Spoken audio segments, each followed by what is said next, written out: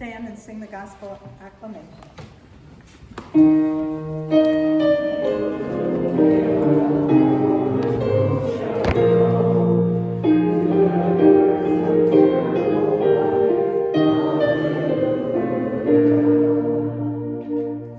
reading from the Holy Gospel according to Matthew chapter 13. Glory to you, O Lord. That same day, Jesus went out of the house and sat beside the sea. Such great crowds gathered around him that he got into a boat and sat there while the whole crowd stood on the beach. And he told them many things in parables, saying, "Listen, a sower went out to sow, and as he sowed, some seeds fell on the path, and the birds came and ate them up. Others fell on rocky ground, where they did not have much soil, and they sprang up quickly, since they had no depth of soil. But when the sun rose, they were scorched. Since they had no root, they withered away. Other seeds fell among the thorns, and the thorns grew up and choked them. Other seeds fell on good soil and brought forth grain, some 100, some 60, some 30. Let anyone with ears listen. Hear the parable of the sower. When anyone hears the word of the kingdom and does not understand it, the evil one comes and snatches away what is sown in the heart.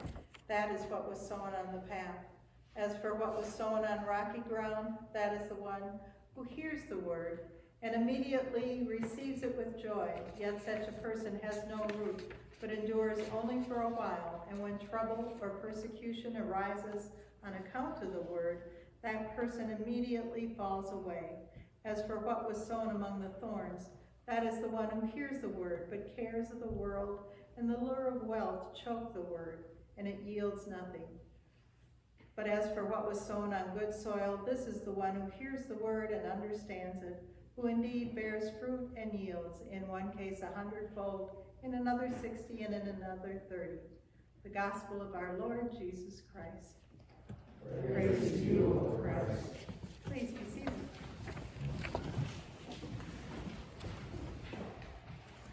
Today I'd like us to just reflect a little bit on what kind of seeds we'd like to sow in this Easter season. It's maybe a good time to reflect on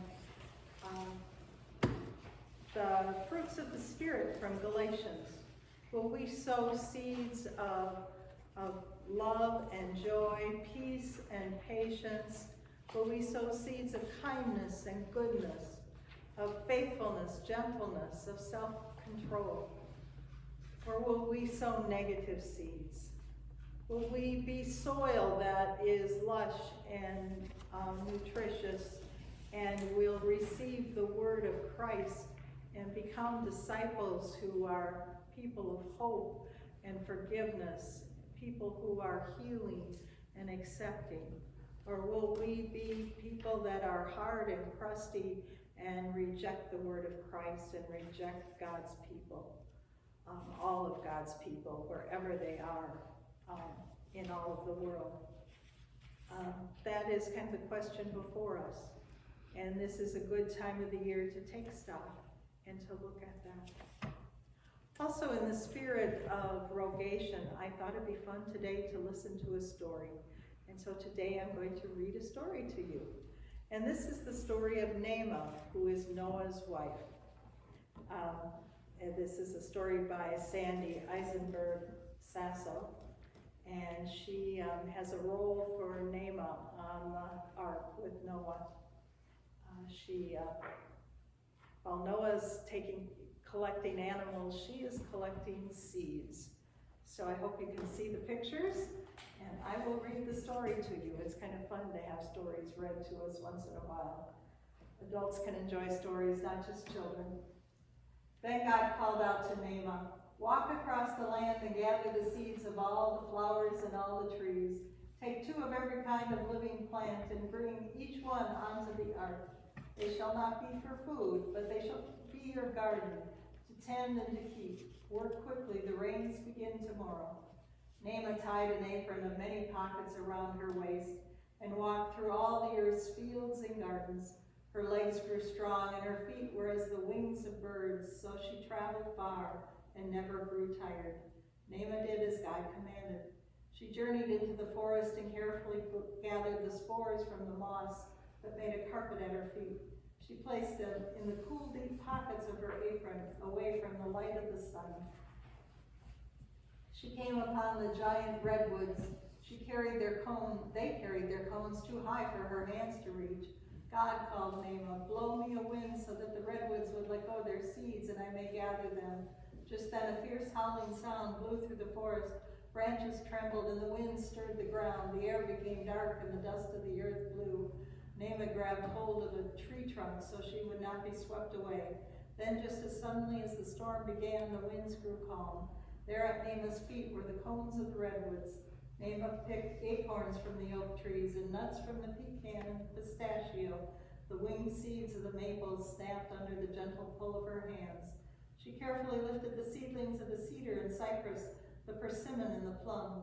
She found every tree from acacia to ziziphus. Naamah walked into the fields right past the dandelions, pretending not to notice their feathery yellow heads sprouting up over the grass. Naamah, told God, gathers the seeds of every living plant. And Naamah knew that God meant the dandelions too. Reluctantly, she placed their seeds in the pockets with all the others. Because Naamah had ignored them, God made certain that dandelions would cover the earth. Naamah gathered the seeds of the sunflowers and the buttercups, the orchids and the jasmine. The fields blossomed with dahlias and daffodils, lilies and lavenders.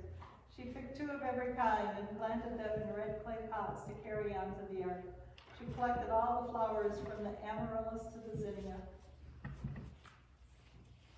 Tomatoes burst with seed and avocado pits rested in their green fruit. The fields were ripe with potatoes and pomegranates, oranges and okra, lima beans and lemons. Naamah carried large straw baskets to hold all the varieties of fruits and vegetables, everything from apples to zucchini.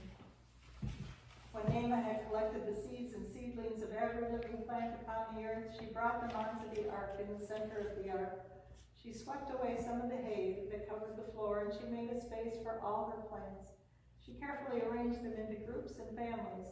The garbanzo peas and soybeans belonged to the family of legumes. Among the herbs, she gathered oregano and rosemary and thyme. Wheat, rice, and barley were in the family of grasses. The citruses boasted oranges, grapefruits, and tangerines. Among the families of lilies sprouted onions, chives, and tulips. Naamah arranged celery plant and seed, every plant and seed, each in its special place on the ark. Then she made a sign that read, Naamah's garden, these plants are not for food. Then the sun disappeared, lightning flashed and thunder boomed, dark clouds filled the sky and rain poured from the heavens until the waters covered all the lime green aspens and the emerald green pines. Noah and Naamah looked out over the waters and were sad for all that had been destroyed. For 40 days and 40 nights the skies never brightened and the rains never ceased. On the ark, Noah and Naamah cared for the lions and leopards, the porcupines and parrots, the opossums and orangutans. Some of the animals liked to eat in the day and others wanted to eat at night. Just as the squirrels closed their eyes for the evenings, the owls hooted for food. There were as many sounds as there were animals on the ark. The coyotes howled, the snakes hissed, and the peacocks shrieked. The noise never stopped. Water was everywhere, but there was none for a bath. The smell of the animals filled the ark. Noah and Naamah's problems worsened when the waters began to toss and turn and the ark rocked from side to side. The animals were thrown like a bunch of loose marbles. Their stomachs fluttered like the wings of 100 butterflies. Even the bright yellow mane of the lion turned green. At times, Noah and Naamah would breathe the sweet aroma of the flowers and sit in the quiet of the plants they called Naamah's garden. They prayed for the rains to stop. After 40 days and 40 nights, a rushing wind rolled over the waters and the rain ceased. The ark rested on the mountains of Ararat. When Naamah and Noah looked out on the water atop the ark, they saw the black sky soften into shades of blue. Noah decided to send a raven from the ark to scout for dry land, but the raven was not happy to leave the ark. Why choose me for your messenger, called the raven. I have no more trouble I've given you no more trouble than the other birds. Who knows what waits for me outside the ark? Perhaps it's so cold or so hot that I will die. Nevermore will there be ravens on the earth. Naamah held the raven in her hands and whispered to him, "Do not be afraid. It is God who has chosen you to be a messenger. Take this olive seed, and when you see a small patch of dry land, let it fall to the earth." The raven felt comforted by Naamah's gentle words. When Noah sent him from the ark, he carried the olive seed in his beak. He flew back and forth until he finally dropped the olive seed on a tiny patch of land, barely visible above the water. Then he flew back to the ark. Then Noah sent out a dove to see if the waters had decreased, but the waters still covered the earth, and the dove returned to the ark. After many days, Noah sent out the dove for a second time. Naamah whispered to the dove, "Bring us back an olive branch that has grown from the seed the raven planted." And the dove flew over the waters, its wings casting a moving shadow over the seas. In a few days the dove returned, and just as Naamah had hoped, the dove carried an olive branch back in her beak. "Dry land," shouted Noah, "God has planted an olive tree for us." Naamah just smiled. The dove went out once again, and this time it did not return. Finally the ground was dry and firm. 2 by 2, Noah led the animals from the ark. Some pranced, some flew, some slithered, and in this way they spread over all the earth. Naamah carefully placed all the seeds and seedlings in the deep pocket of her apron. As soon as she set foot on the new land, Naamah knelt down and put her hands in the soft, moist earth and made small cradles in which to plant. She placed brown tufts of milkweed seeds in her palms and held them up in the sky to let the wind carry them in all directions. Naamah took off her sandals and let her feet sink into the soft soil. She sighed with delight in the touch of the land. Morning gave way to afternoon, and Naamah worked without rest. As she patted the earth around a small raspberry bush, a dark red berry fell generously into her hand. The taste of ripened raspberry refreshed her. God saw all that Naamah had planted, and God said, "Because of your great love for the earth, I will make you guardian of all the living plants. I will call you Esmerah, mother of seed." For a single moment, God gave Naamah's eyes the vision to see into the future. And from one end of the earth to the other, she saw how the seeds were carried great distances, and how they landed safely on the soft ground. As God had promised, the dandelions were everywhere. Naamah delighted in how the trees grew tall and spread umbrellas of shade over the earth. Flowers sprinkled yellow, peach and lilac over the fields. Naamah was pleased to be surrounded by the living plants, even the dandelions.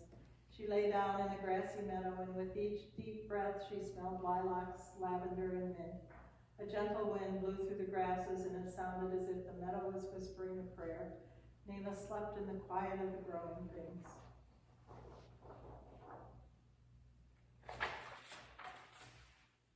God was pleased with Naamah's work. To this day, whenever someone digs in the earth and plants a seed, God remembers the mother of seed, and Naamah's garden continues to grow. And I have for you a packet of seeds. So I will pass this around. There's a few I think a lot of the vegetables went last service, but there's still a few vegetables left, and there's flowers, and help yourself, and there's plenty, so take 2 if you would like. But I'll pass this around for you.